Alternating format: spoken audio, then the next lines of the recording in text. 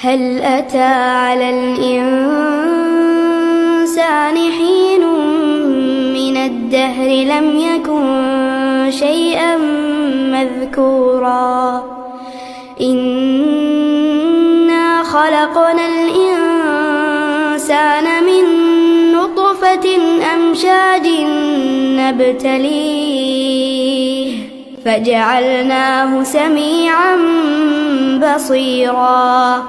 إنا هديناه السبيل إما شاكرا